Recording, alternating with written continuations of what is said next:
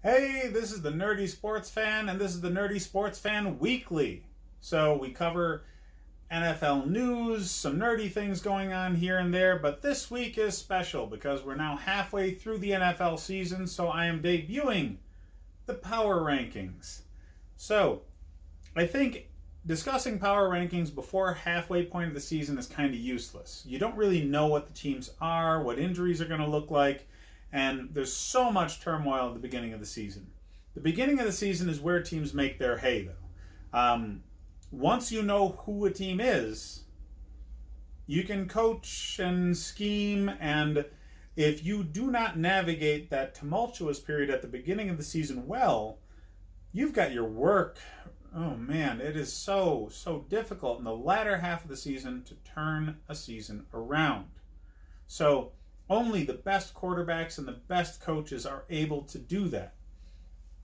So obviously the bottom teams in the power rankings here have zero chance of making the playoffs. Let's start things off with the 32nd position, the Cincinnati Bengals. Yes, I put the Bengals dead freaking last. Why? Because in spite of how bad Miami's been, there's been much more effort out of them. The Bengals really have tailed off with their effort level. They just benched Andy Dalton, and they're just bad. They should have traded away more talent than they did at the trade deadline. I don't see a bright future for this team. I don't. And right now, they are lined up for the number one overall pick. They have a much easier schedule to deal with than Miami has had, with the same result of no wins. So that is why the Bengals are dead freaking last. Moving up to 31, the Dolphins. Yeah, not too far up from the bottom. They are moved up into this position for two reasons. One, they've just had a stronger schedule to play against than the Bengals, but two, more recent weeks with Ryan Fitzpatrick throwing the ball, they have looked far better than they did when they were starting Josh Rosen. I do see light at the end of the tunnel for this team. Brian Flores knows his shit. They made a damn good hire at head coach. He's got an 0-7 team battling. That's hard to do. So I think Flores survives. I was questioning whether he would. I do think he does because of how he has this team playing in spite of a winless record. Up from that position at number 30, we have the Washington racist team names. They're terrible. They just fired their coach recently. Nobody knows who's starting at quarterback. It doesn't matter because they're all bad. They finally have their all-pro offensive tackle win the fold, actually playing with the team. But when you hold out half the season, can you really expect top-tier play out of that guy at this point? I think he's just going to try and keep himself healthy so he can move on to his next team and next contract without having to deal with any more injuries, because his primary beef with this team is how the training staff has dealt with his injuries. In the 29 spot, we have the Jets. The Jets, Jets, S-U-C-K, suck this year. A lot of it's been because of Sam Darnold's injuries, but seriously, the personnel has not been lined up quite right. Okay, they did not address their primary deficiency in the offseason well enough, their offensive line, and Le'Veon Bell can tell you, because, man, is he getting a beating. They're using him a lot because of, they paid him, and he's seeing what it's like on the other side. Okay? He wanted out of Pittsburgh. He shouldn't have. He was playing with seriously talented players in Pittsburgh. He's not in New Jersey. So, been rough sledding there for the Jets, and it's going to continue to be so. In the 28th spot, we got the Giants. Yeah, they're doing better than expected. Daniel Jones was the pick that they needed him to be. He's doing all right. They've actually won games since they benched Eli. Weird. I just Saquon getting hurt and coming back, he's not quite at the level he was last season, but Golden Tate came back and he's doing good with Daniel Jones. So, it's going to be fun to watch for the Giants fans to see the young team develop, but they're still bad right now because they're just too young. And they don't have a depth across the roster that the quality teams do. In the 27 spot, we have the Falcons. They're terrible. They have, the worst coach in the league. Dan Quinn needed to be fired this offseason. He needed to be fired last offseason. But that didn't happen. And now there's a tire fire in Atlanta. In that extremely expensive stadium that they just paid for. It's just all sorts of bad. They might need to dismantle this entire roster, and that's sad because they were in the Super Bowl just a couple of years ago. Just Julio's lost a step, they got rid of the wrong running back, and there's a vacuum of talent on this team. I think Dimitroff, the GM there, might end up getting the axe too, because somebody should have seen this coming, and nobody did. 26, we got the Broncos. They should have had a better season than they did, and now Joe Flacco's hurt. You really can't expect much out of a team once the starting quarterback goes down if you're not the Saints. So, they're probably going to go further down on this list as the season progresses. 25 spot, we have the Browns staying on the mattress. The Cleveland Browns, yes, they're bad, and everybody should have known they were going to be bad, but everybody wanted to hype them up because they got Odell Beckham Jr., but, they forgot that they had a first-year head coach who wasn't coaching the side of the ball that was the strength of this team. They got rid of the strength of this team when Greg Williams left. So, this... Yeah, it's a wasted year for Cleveland fans. So much hope this offseason. So much money spent on Odell Beckham jerseys. All for naught. Sorry, Cleveland. You're back to being Cleveland. 24 spot, we have the Buccaneers. Great pass rush from Shaq Barrett being wasted on a bad team. Good run defense. A handful of extremely talented players on the offense that just everything's terrible because the offensive line's bad, the defensive secondary is terrible, and the quarterback can't figure himself the fuck out, okay? Jameis Winston is horribly overrated.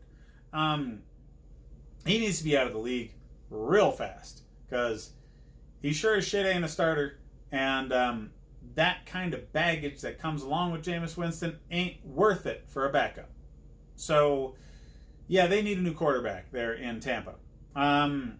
23 spot, we have the Steelers. They are so much higher on this list than they should be after the Ben Roethlisberger injury. This defense is damn good.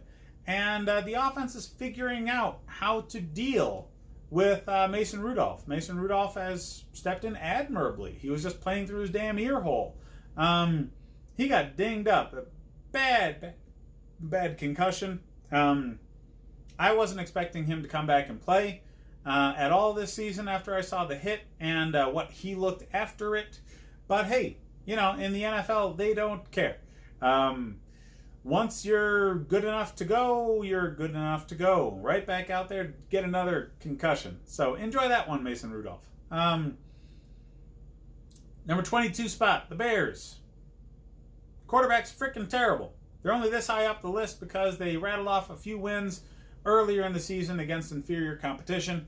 And they have finally figured out that they have a running back. Let's hope they keep with that. The 21 spot, we have the Cardinals. They're doing so much better than I anticipated they would.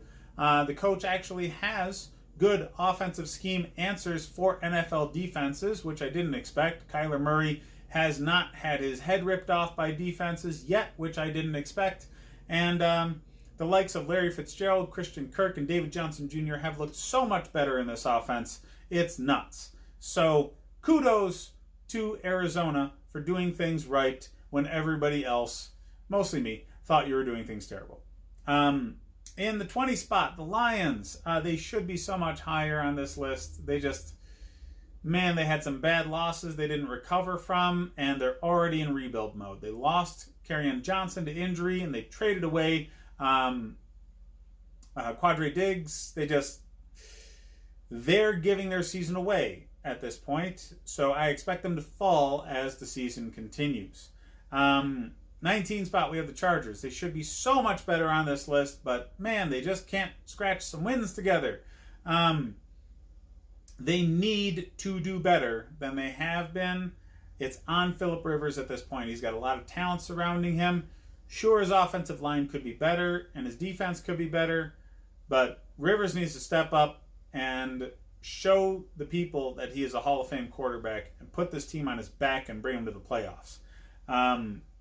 They still have the opportunity to do that, but that window is getting smaller and smaller as the season progresses. In the 18 spot, we have the Titans. This is like the plucky squad that, man, they always end up winning more than they should with their talent. They are tough. They are extremely well coached.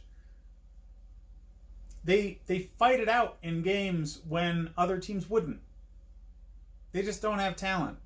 I think they have the right coach. I think they have talent in certain areas. I think the GM maybe needs to get the boot because they can definitely have a deeper roster than they do with the positions that they've been drafting in recently.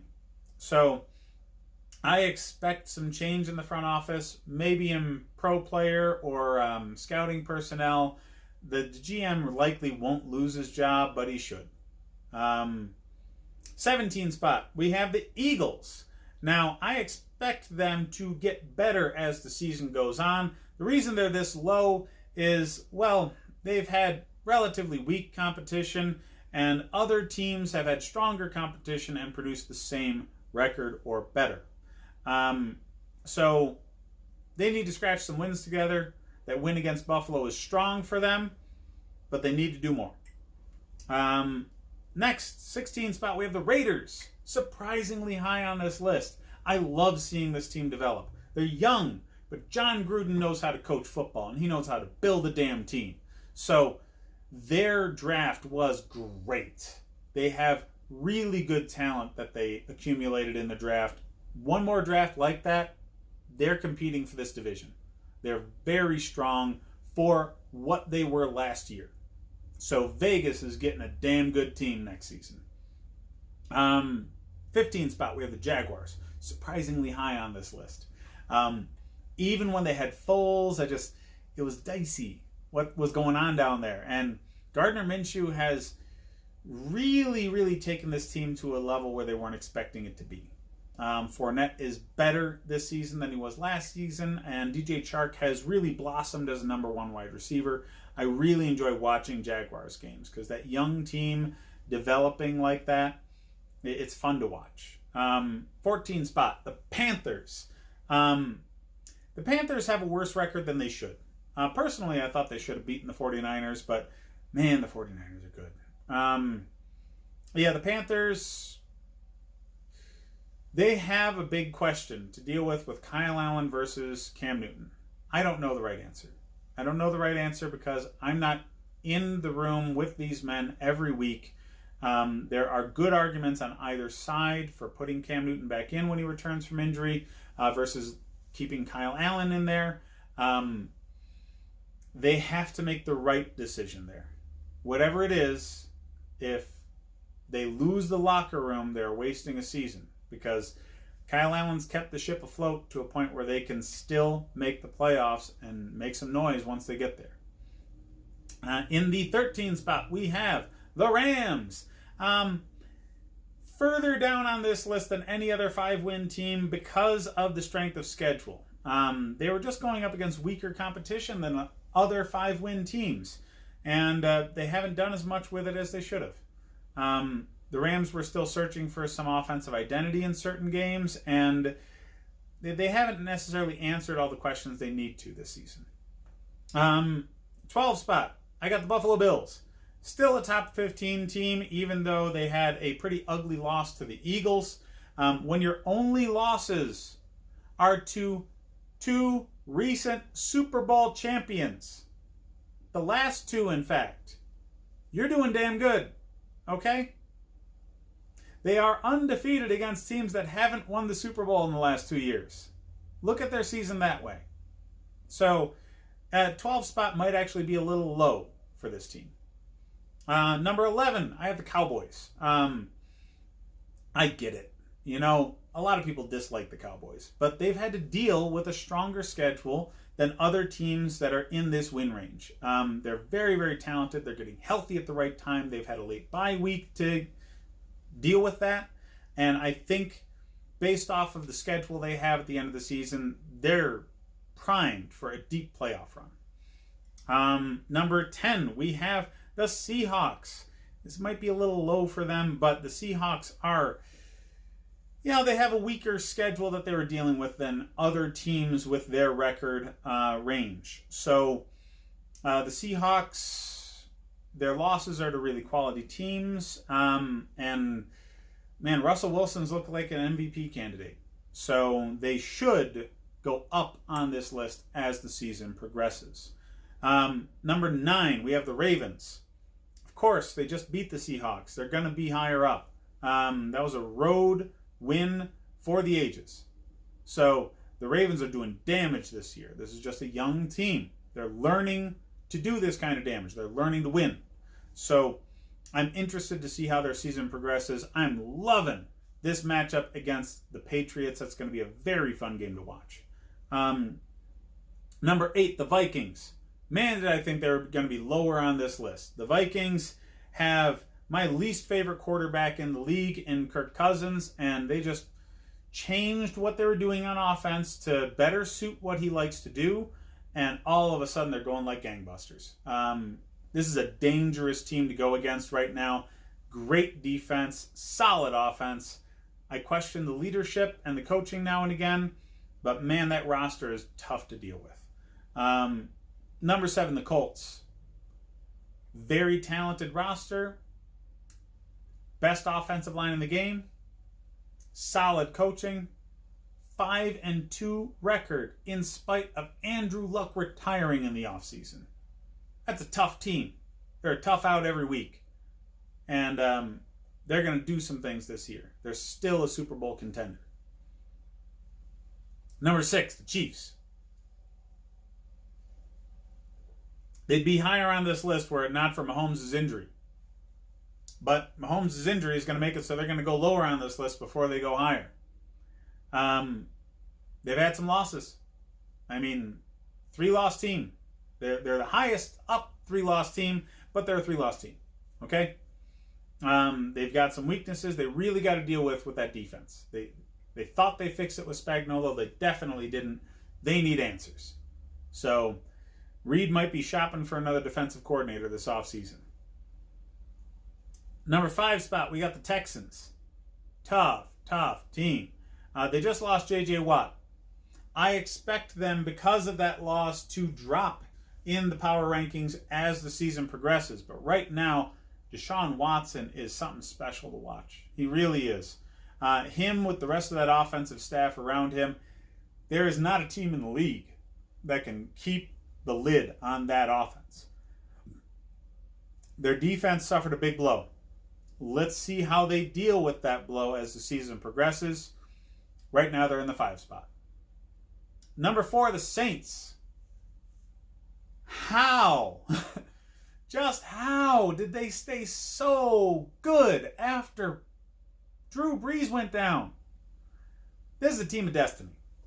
This is my odds-on favorite for winning the Super Bowl this year because of how good they were after their Hall of Fame quarterback gets hurt. They went undefeated while he was injured. Team of frickin' destiny. The only reason they're this low on the list is they've lost a game. That's it. Number 3, Green Bay Packers. Aaron Rodgers is having an MVP-esque season. He's got a defense behind him. His offensive line is much more serviceable than it's been. On the strength of Aaron Rodgers, this team is a legitimate Super Bowl contender. it's going to be them and the Saints in the end for the NFC. And I'm not really sure which one's more ready for that. I'm not, but that's going to be fun to watch. Number 2, New England Patriots. I understand there are people that think they are the best thing since sliced bread, but I call these people residents of Boston. The Patriots have had one of the easiest schedules in the league. Now that they're going up against some more quality competition, they're probably going to get a loss. It's probably going to happen this week against Baltimore.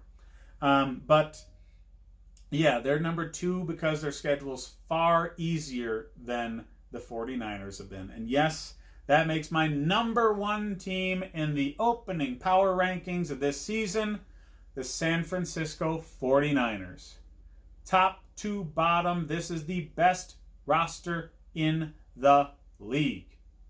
They have solid line play on both sides of the field. They have deep defense. That defensive line is something special to watch. And the defensive secondary is solid. And the linebackers are solid. And it is so fun watching this defense. I love watching good defense. I love watching players just get lit the hell up because they weren't expecting the tackle to come from the angle it did.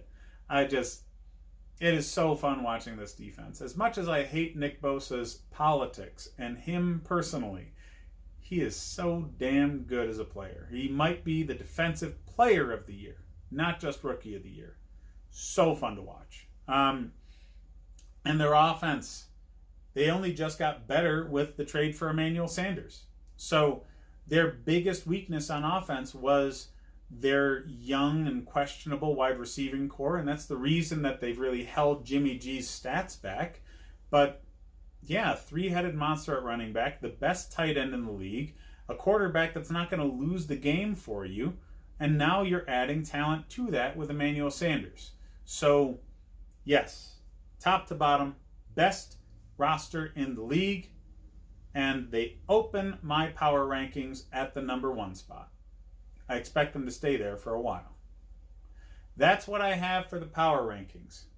Now, as far as trades that have gone down, I've mentioned a few of them. I don't understand why Washington didn't trade their tackle away. He obviously doesn't want to play there. And they could have gotten much more out of the assets they would have received in trade than they're going to out of keeping him, because he's only going to stay there until he can be a free agent. That's it.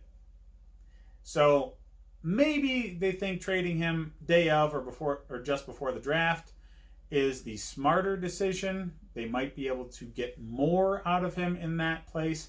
I don't think so. I personally think that teams are more ripe for the picking and more ready to give up draft picks when they don't necessarily know where they're going to slot in. So mid-season, you're going to get better picks. And that was their opportunity. They missed it. I think the most effective trade might have been for San Francisco, getting Emmanuel Sanders. But it might also be for Seattle, getting Quadre Diggs. Anytime you have serious contenders bolster their rosters, especially points of strength, yeah, I think that those are going to have ripple effects through the remainder of the season that are going to be interesting to watch. I don't understand why Kenyon Drake made it to the Cardinals. I've said it before in another video, but that's a win now kind of trade, and the Cardinals don't have the roster for that. I'm not really sure why the Giants traded for Leonard Williams. It makes sense for the Jets. I mean, they weren't going anywhere with him.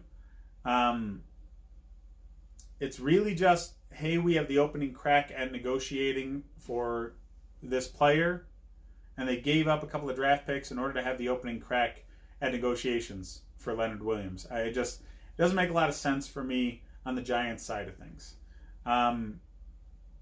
Those are the most significant ones. There are other trades out there, But for my money, those are the ones that are worth talking about the most, are the ones that are going to be the most viable late in the season, and the ones that are real head scratchers. So tell me what you think your team should have been placed at in this opening round of power rankings. I'd love to keep the conversation going until next week when we readjust. Hit me up in the comments. Keep the conversation going. I'd love to hear your thoughts, guys. Check out the rest of my videos for sit start advice and fantasy, and we will see you next week.